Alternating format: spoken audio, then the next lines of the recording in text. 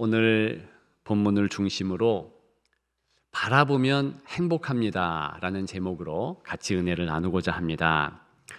본문이 가르치고 있는 아주 유명한 한 도시가 있습니다. 여리고지요. 이 여리고는 지금도 명성이 있는 그런 도시입니다. 세계에서 가장 오래된 도시이고 가장 낮은 위치에 있는 그런 도시입니다. 지금도 그 명성에 걸맞게 활력이 넘치고 매력이 있습니다. 저는 그곳에서 잊지 못할 경험이 있습니다. 여리고에서 양고기를 먹다가 치아가 부러졌습니다. 들이나 산에서 자유롭게 키워지는 양들이라 고기가 딱딱한데 그런 고기를 부주의하게 먹었던 탓이었습니다. 그러나 그 같은 일은 아무것도 아닐 만큼 그 도시는 마음을 즐겁고 편안케 했습니다. 나그네의 향수를 못 느낄 만큼 사람들은 친절했고 음식은 맛이 있었습니다. 그래서 그럴까요? 이스라엘의 유명한 소설가 아모스 오즈는 그런 여리고를 청춘 남녀가 데이트하기에 좋은 최고의 장소로 꼽았습니다. 본문에 나오는 맹인 바디메오는 그런 명성 있는 여리고 행복해하는 현대 여리고에도 잘 어울릴 것 같은 그런 행복한 인물이었다는 것입니다. 여리고에 사는 역대의 모든 사람 중 바디메오만큼 행복한 사람이 또 있었을까요? 없습니다. 결단코 없습니다. 여호수아 시대의 기생 라합 정도가 있을 수 있지만 글쎄 바디메오와는 견줄 수 없을 듯합니다. 일단 바디메오는 금수저였습니다. 은혜의 길목에 있었기 때문이지요. 물론 반론을 제기하는 이들도 많이 있을 듯합니다. 오늘 본문에 보면 맹인 거지 바디메오가 길가에 앉았다가 그랬습니다. 맹인, 거지 두 가지 복합 요소, 힘들고 어려울 것이라 충분히 상상됩니다. 게다가 여리고에 사는 구걸하는 자들은 새벽같이 일어나야만 했습니다. 한 새벽 2시, 3시쯤은 반드시 일어나야 되었습니다. 그래야 길목을 지킬 수 있고 여리고에서 예루살렘으로 올라가는 많은 순례객들의 주머니의 혜택을 받을 수 있었습니다. 여리고에서 예루살렘까지 무척 험한 지형입니다. 아침에 일찍 가야 해가 뉘역뉘역 질 때쯤 도착할 수 있는 그런 거리에 또 곳곳에 강도와 도적대가 출몰하는 그런 지역이었습니다. 그래서 사람들은 335가 아니라 많은 무리를 이룬 이후에 올라갔습니다. 지금 6월절 때이기 때문에 그런 형국 가운데서도 참 많은 사람들이 모여서 같이 출발했다는 것을 알 수 있습니다. 여리고 입구 어귀에 함께 모여 있는 바로 그 지점에 자판을 깔고 그리고 구걸해야 했다는 것입니다. 그럼에도 불구하고 도대체 이 바디메오보다 더 좋은 금자리를 차지한 사람이 어디에 있겠습니까? 바디메오는 금자리에 앉아 있는 것이지요. 만왕의 왕 예수 그리스도가 지나는 길목, 인간 역사 창세기로부터 요한계시록까지 예수님이 직접 주목하시고 오라 할 수 있는 거리 안에 있는 사람이 몇이나 되겠습니까? 바디메오는 그 은혜를 입었습니다. 그가 있었던 자리 때문이죠. 그런 면에서 보면 저도 금수저입니다. 청소년 시절 저는 교회 다니지 않았습니다. 교회에서 살았어요. 한동안 잠잘 곳이 없어서 교회에서 잤습니다. 몇 번 말씀드린 적이 있지요. 밥을 굶을 때가 많았습니다. 그러나 그곳이 금자리였던 것이지요. 자다가 새벽에 일어나서 예배 드리고 항상 그런 것은 아니지만 자연스럽게 큰 은혜를 받게 되었다는 것입니다. 한량없는 그리스도의 사랑이 아닙니까? 제가 일전에 우리 교역자들과 수련회를 가졌는데요. 우리 교회 교역자들의 간증들을 들어보니까 저와 같은 비슷한 경험들이 있었습니다. 은혜 자리에 있었던 경험 말이죠.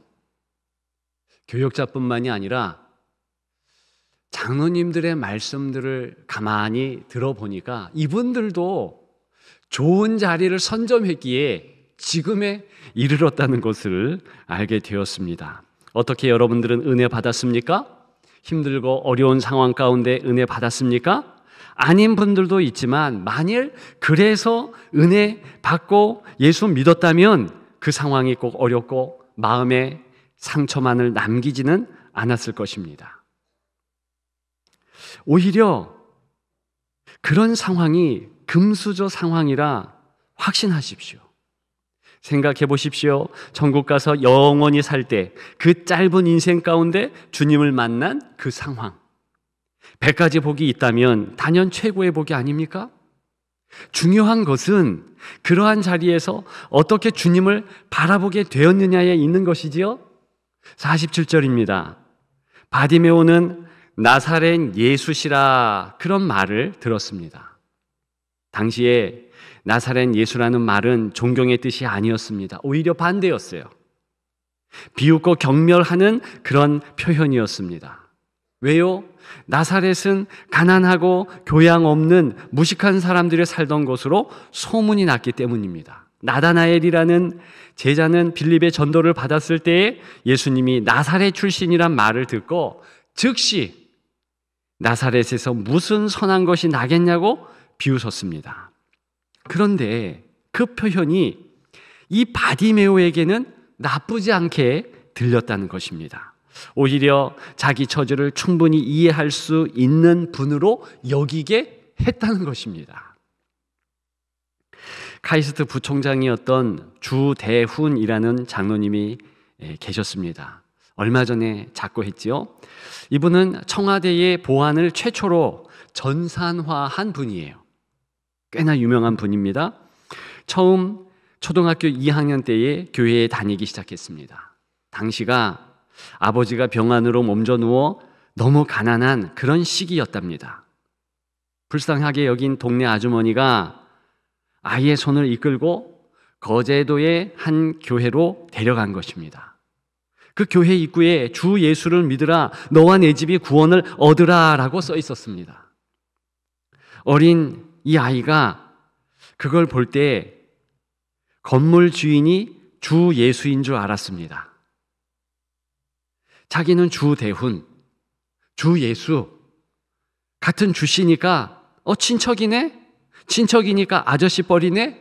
그래서 주씨 아저씨에 대하여서 커다란 자부심을 느끼게 되었다는 거예요. 어이없게 들리지만 어린 아이에게는 그것이 은혜입니다. 저와 여러분들의 형편과 처지를 예수 그리스도께서 누구보다 잘 아셔요. 나를 아시는 주님이 나의 상황을 그저 지식적으로 아는 것이 아니라 다 아시는 주님, 그 주님이 우리의 주님이시요 설교자인 저의 주님이시라는 것입니다. 제가 울었던 그 날수를 주께서 다 아시고 여러분들이 혹시나 실망, 좌절, 원망, 넘어지고 쓰러졌던 모든 상황들을 다 알고 계신다는 것입니다. 그래서 그랬지요.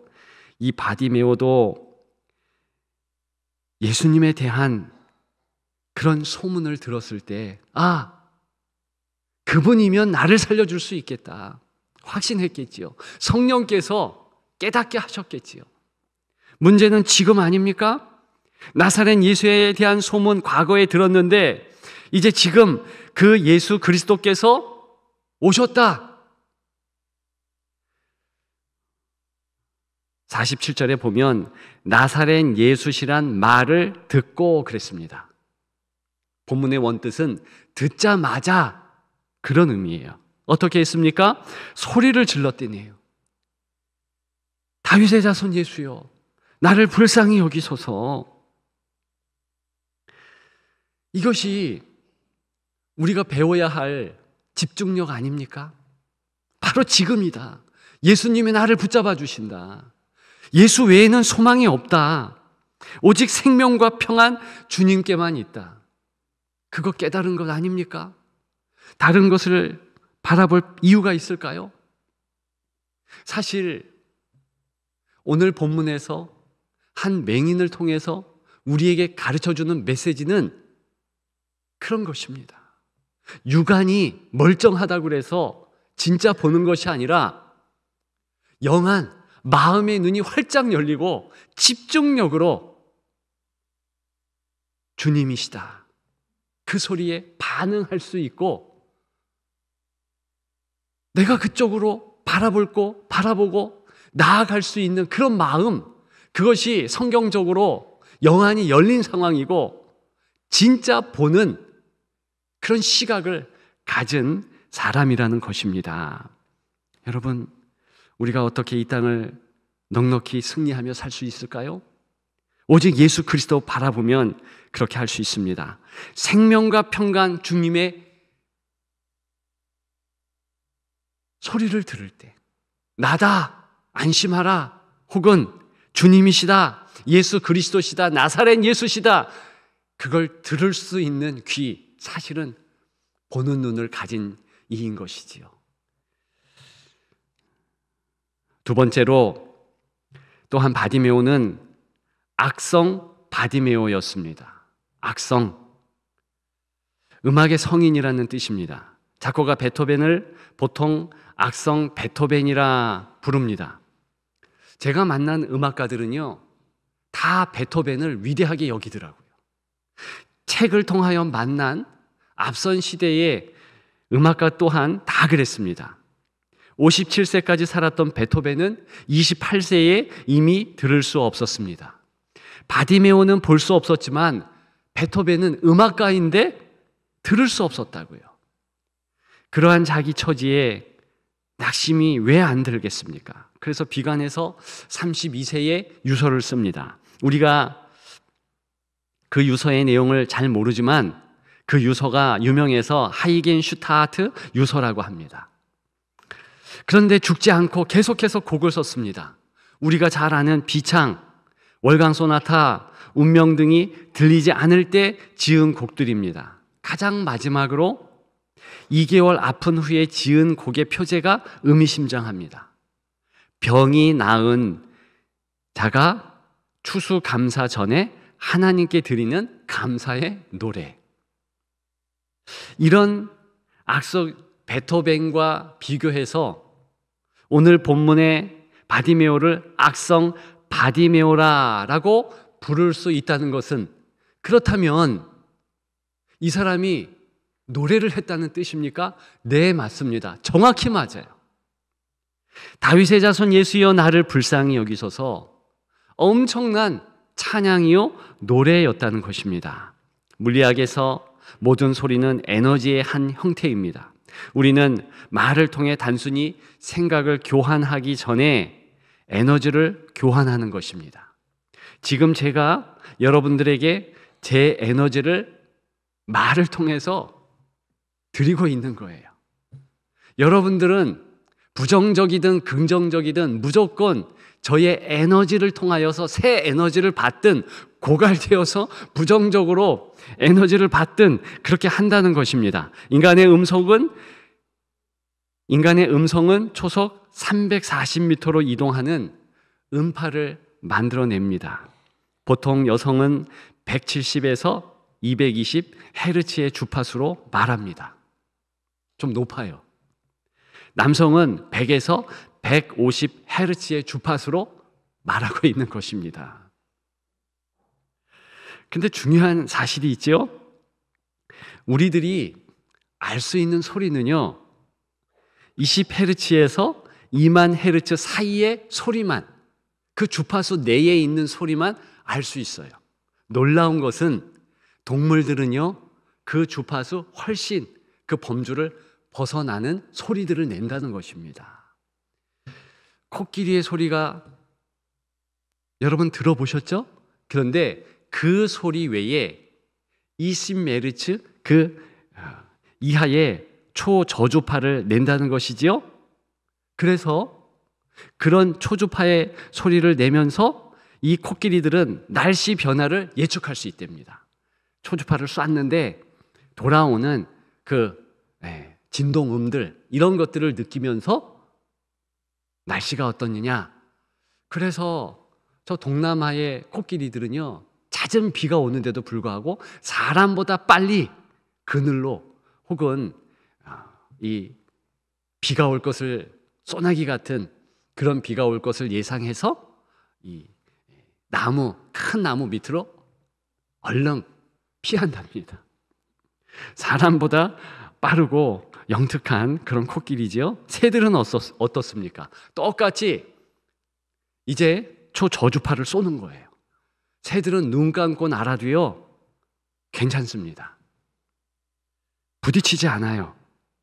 그리고 2만 헤르츠 이상 소리들을, 우리가 못 듣는 소리들을 초음파라고 합니다. 개가 그저 멍멍멍 짖는 줄 아시지요? 우리의 반려견들이요, 우리보다 때로는 영특하고요, 그 다음에 초능력 존재라는 것입니다. 2만 헤르츠 이상의 소리들을 내면서 얘네들이요, 어떤 이 자연의 움직임이 곧 있을 것이다, 빠르게 캐치한다네요. 지진이 있기 전에 사람보다 훨씬 빠르게 동물들이 도망간대요. 여러분, 멍청하게 또 싫어하는 그렇게 여기는 모기들, 훨씬 우리보다 훌륭한 때가 있지요? 언제입니까? 얘네들이요, 초음파를 쏜다는 거예요. 그래서 우리보다 훨씬 더 빨리 이 자연의 움직임들을 감지할 수 있는 것. 박쥐, 고래, 나방까지도 다 그런다는 것이죠.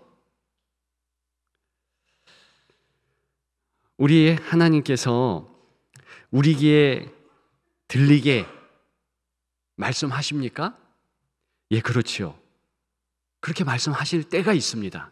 그런데 사실은 하나님의 음력 중에서 지극히 작은 일부 우리가 깨닫는 것 뿐입니다.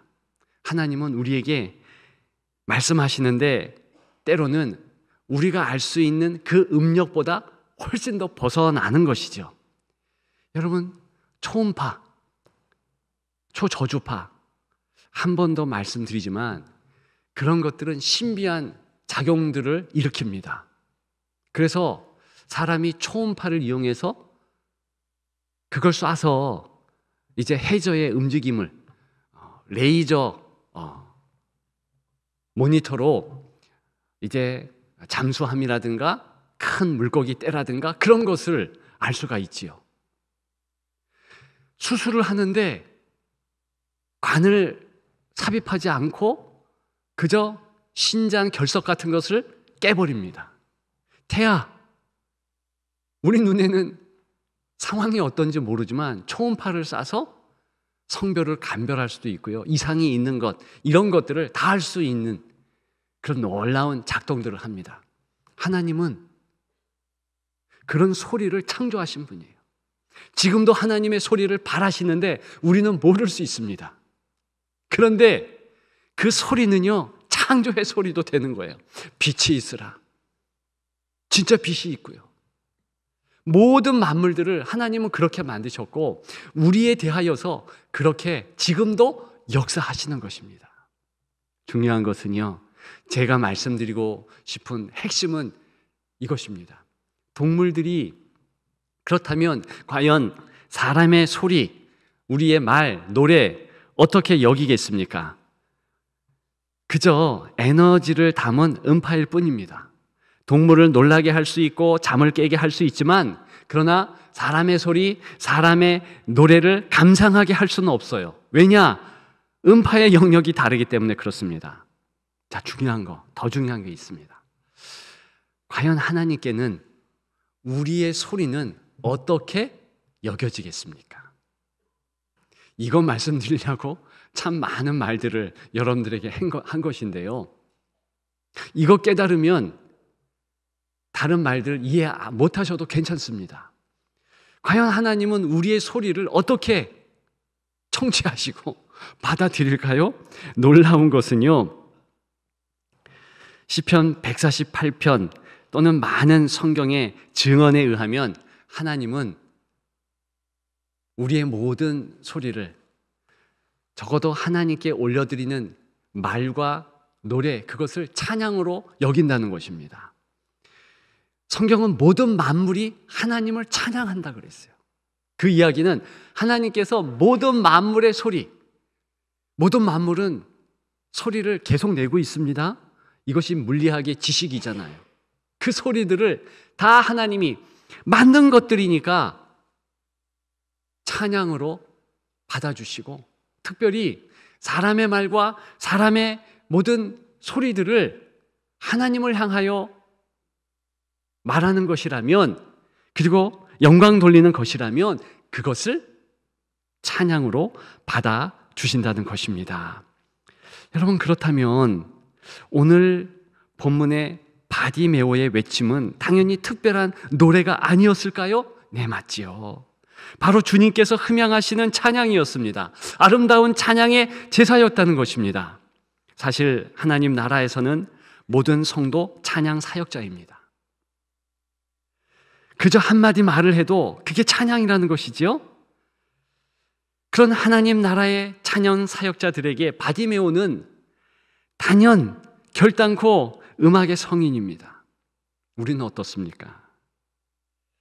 우리는 정말 우리의 말, 우리의 노래 다 하나님을 찬양하는 그런 마음으로 그런 입술의 고백을 하고 계십니까? 그렇다면 하나님이 정말 흠양하시는 귀한 찬양입니다. 시인이 노래했듯이 나의 입술의 모든 말과 나의 마음의 묵상이 주께 연락되기를 원하나이다. 우리의 소망 되기를 주님의 이름으로 축복합니다. 이 바디메오처럼 찬양하며 주님을 보는 여러분들 되시기를 주님의 이름으로 축원합니다. 마지막으로 바디메오는 러브레터였습니다. 바디메오는 하나님의 사랑의 편지였지요. 이 바디메오는요, 조용히 하라고 윽박지르는 무리와 싸우지 않았습니다. 오늘 본문에 보면 바디메오가 나를 불쌍히 여기소서 다윗의 자손이여 소리를 높였을 때 많은 무리가, 심지어는 주변에 같이 구걸하는 이들도 조용히 해, 시끄러, 이 새벽에 소음 만들지 마, 그렇게 했다는 것입니다. 근데 싸우지 않았어요. 나의 처지를 왜 이해 못하느냐고 그들을 향하여 소리 지르거나 주먹을 쥐지 않았습니다. 그저 더욱 주님께 나아갔을 뿐입니다. 여러분, 이 모습도 아름답지 않습니까? 나는 오직 주님이 필요한 것이지 다른 것 아니에요. 나는 오직 주님의 사랑이 필요하고 그 사랑으로 나는 살아갈 수 있습니다. 그렇게 온몸으로 보여주는 바디메오, 그 모습 아니었습니까? 정말 그렇지요. 여러분, 오늘 바디메오를 통해서 우리가 알 수 있는 더 중요한 모습이 있습니다. 마태복음에 의하면 여리고에서 고침받은 맹인이 바디메오 한 사람이 아니었다는 것입니다. 마태복음 20장 30절부터 34절에 의하면 여러 사람들이 2명 이상이 바디메오와 똑같이 그렇게 외쳤고요, 주님 앞에 나아갔고요, 주님이 고쳐주셨다 했습니다. 그런데 왜 오늘 본문, 왜 마가복음에 의하면 한 사람으로 바디메오라는 개인으로 나오고 있습니까?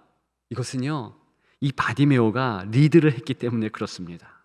즉, 같이 소리 지르는데 바디메오가 먼저 크게 소리를 질렀어요. 나머지 다른 맹인도 따라 했을 뿐입니다. 바디메오가 선창했고 나머지 맹인이 후창한 것이지요. 그리고요, 예수 그리스도 앞에 나아갈 때도 바디메오가 먼저 앞장섰다는 것입니다. 그래서 제 상상이 맞을 것인데 바디메오가 앞장서면서 뒤에 나오는 그런 맹인의 손을 붙잡았다는 것입니다. 맹인이 맹인을 인도할 수 없다는 것은 적어도 여기서는 사실이 아니었습니다.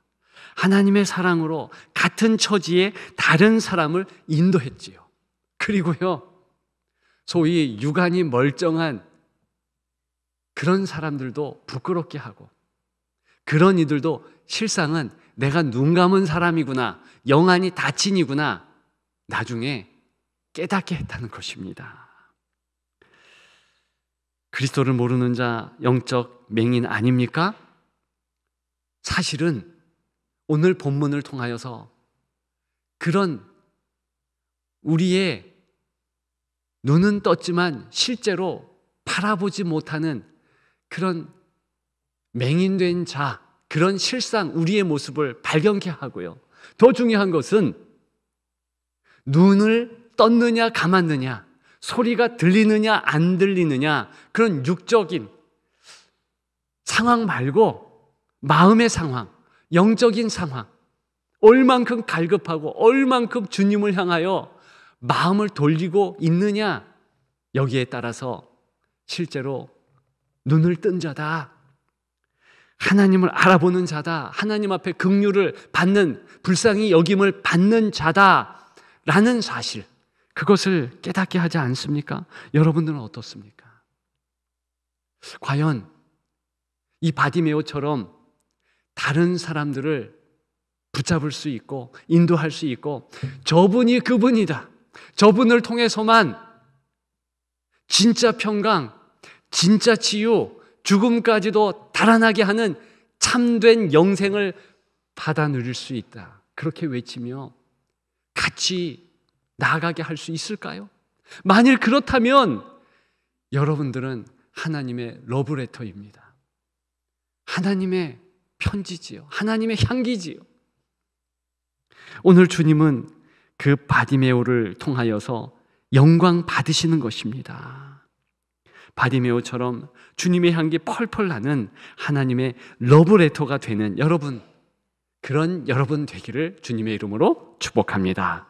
사랑하며 보는 그런 여러분들 되시기를 주님의 이름으로 축복합니다. 오늘 제목을 나누면서 말씀을 마치려고 합니다.